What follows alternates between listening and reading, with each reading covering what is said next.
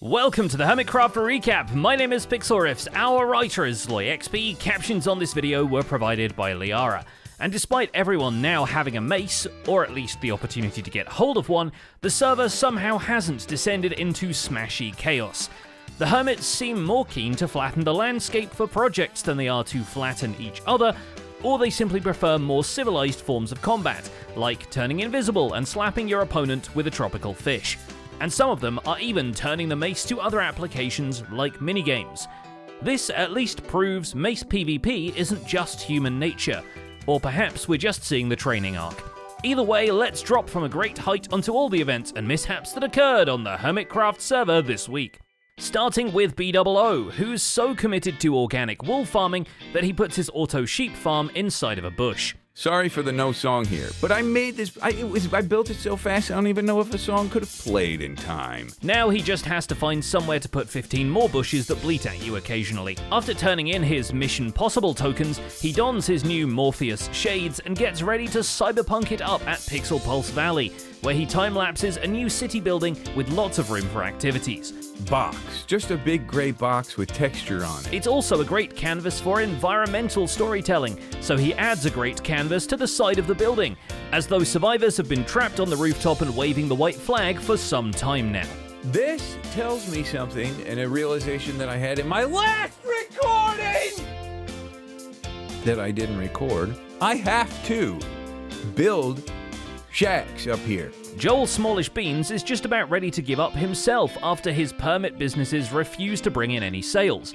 Who could have known? Everyone redstone savvy enough to need honey blocks is also redstone savvy enough to make their own honey farm. As you can see by all my profit. Seriously, not a single sale. This makes material gathering much more necessary for building the massive structures he's used to, though maybe the massive structures could help with the marketing too. And so Joel finishes the upper half of the city block he started last week, culminating in a skyscraper tower positively plastered in labels saying XP. Needless to say, our writer appreciates the shout out. It's okay, I'll get underneath. Ow. Okay, I feel like this is less building and more just me flying around, messing up constantly. Though chances are his bottle of enchantment racket will be ignored as well, given that the server mates have been sapping all their magic juice out of portable silverfish spawners. So the Gatorade Experience Tower may remain only a convenient spot for Impulse SV's pet ape to climb onto, since the prank is no longer occupying the tallest building in town. This is so good. Oh my gosh, who's done this? Maybe it's Impulse getting back at me? I love it. Also, Joel made another ABBA cover about honey. In other words, Mamma Mia, here he goes again. With the advance of potion-powered XP farms, Cubfan puts his own spin on the concept and actually uses scared armadillos in place of allays within his system. So for this, we already have a scoot farm set up over here. They seem to be taking damage, but really they're not taking any damage because they're all in their shells. Still, this is hardly an early game farm, seeing how the shelled critters are being hurt, or rather not hurt, by the wither rows at their feet.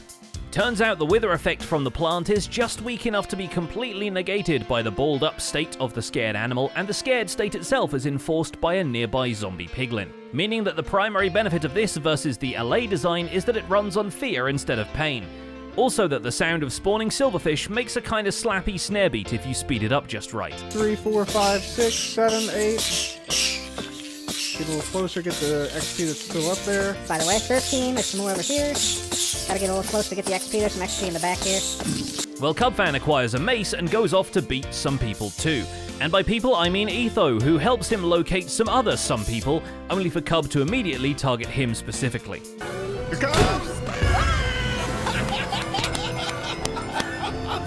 Whoa, that was We got amazing. him! We got him!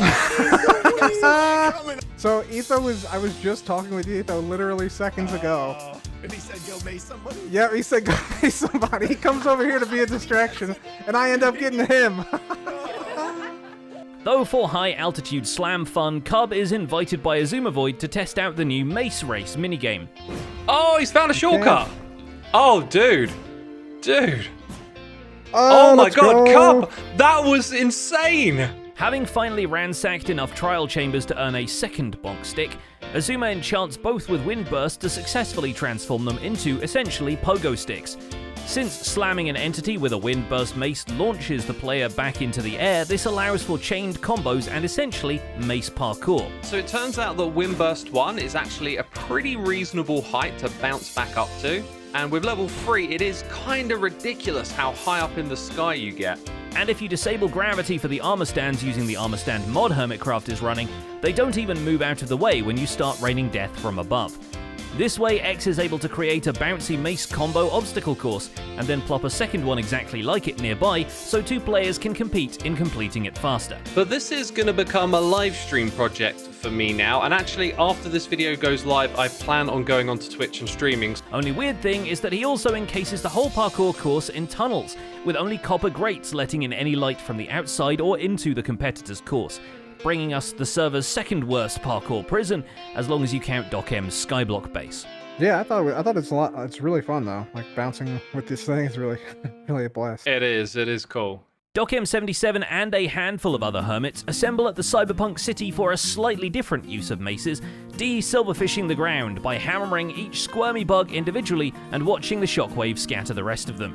It's less pest control and more whack-a-mole with special effects. I have like 6 cores by now. So if anybody needs a core, holler at me. I spent 5 hours in Cub's maze for a core that I still don't even have a guarantee of getting. You have 5? It was the fun experience, yeah. Moving from the amusement arcade to the casino, Doc prepares the next big card game craze to hit the server. This time it's Pokemon TCG, but without the Mon TCG, as he sets up a big table for a game of Texas Hold'em. We thought about it way too long and had to do... At the end, we resorted to trial and error because we were not even sure what was happening anymore. Eventually, Redstone will do the hard work of shuffling and dealing the cards, and he and technical maestro Purplers have figured out how to do, most of it. So now we need to think about solutions to crank up the speed to make the gameplay nice. So, speed! The same is true of Skizzleman, who makes a portal to an ice plains in the middle of nowhere so he can experiment with mangrove farms in his own fortress of solitude. There it goes. Now that should be about it, I think. Oh, it's officially out of bone meal. Poopy! Ah, yeah. As the mangroves grow, so does his confidence, and sooner or later he's flinging TNT at them and benchmarking the farm with a full stack of propagules. The results might be a little underwhelming at first, but at least he didn't have to take down all the leaves. Oh man, I'm nervous now. I don't want to do it. Well, let's do it. Hold on. With these shrubberies conquered, he is challenged to chop down the tallest hermit with a herring, and throws down the gauntlet with false symmetry to a fish slapping contest. Nobody said he had to be visible while he did it though, and after claiming victory, the pair of them chug another invisibility potion and go mess with Doc M. He's coming down. Ah, he knows that! He sees me. Ah! He's coming after me. Why am I so bad at this? It's lucky for Skiz he's so likable, because if role-playing a cop wasn't enough, his next mission possible turns him into a debt collector. Collect at least 10 diamonds total from as many hermits as it takes, while pretending to be a debt collector for a hermit who wishes to remain anonymous. How am I supposed to pull that off? At least he has a backup career if iJevin's no-po ends up abolishing his main gig, because it's gathering supporters, at least in the form of XB Crafted, who seems happy to join the anti-Po establishment as long as it's not anti-Bo. I mean, I feel like the permit offices has been in kind of a bit of a disarray anyway. Like, it's switched. The shopping district prices are ridiculous. XB takes a break from working on his base to attempt Cubfan's Homedale maze, and becomes the first contestant that we've seen at least to make it past the parkour section and into Maze Phase 2. Unfortunately, he's presented with 2 doors and no keys. Unable to figure out where or how to gain entry, he ends up backtracking to the entrance of the maze itself, so this riddle will have to wait until next time. So how do I throw a key if I don't have a key? And the word key is losing all meaning. If you're curious about what lies ahead, though, Joe Hills gets a sneak peek of a later section courtesy of Cubfan and iJevin stopping by to debrief about their maze experiences so far. If I never see another amethyst ever again, I'll be happy. I made an entire biome with those. Cub installs a shortcut so they can playtest the slime jumps, and Joe's conclusion is that a regen beacon might help with all the fall damage he's taking. He's certainly got enough beacons to go around. The continued flattening of the Homedale area has seen Joe using so many beacons he now has a jingle for them, and he shares his new approach to turning a beacon base into a player base. I guess flattening will get you everywhere. Why did I say trident there? Because I'm excited about tridents! Yeah! Look at that! We did it! Oh my gosh, I'm almost gonna die. And finally, there's Mumbo, whose curiosity gets the better of him, and he goes to Zombie Cleo to see what's possible with armor stands. He might end up regretting this. Yeah, I mean, he definitely. Everything I do seems to turn him into a zombie. That is one thing that I will say. Having the arms outstretched doesn't help. No, that is true. But with some help from Cleo, he's soon bringing life to these bundles of sticks, which is ironic because he's using them to add detail to the scene of his cliffside factory polluting the nearby environment, and one of said details is a river full of dead fish. Perfect. Alright. Okay, so we've got one salmon. I feel like we need a few different types of fish. Luckily, the hazmat cleanup crew is on the scene and not dead yet. Elsewhere, Mumbo aims to enlist the help of Skizzleman, owner of the Music Disc Permit, to install his redstone take on Dance Dance Revolution into an upcoming record store.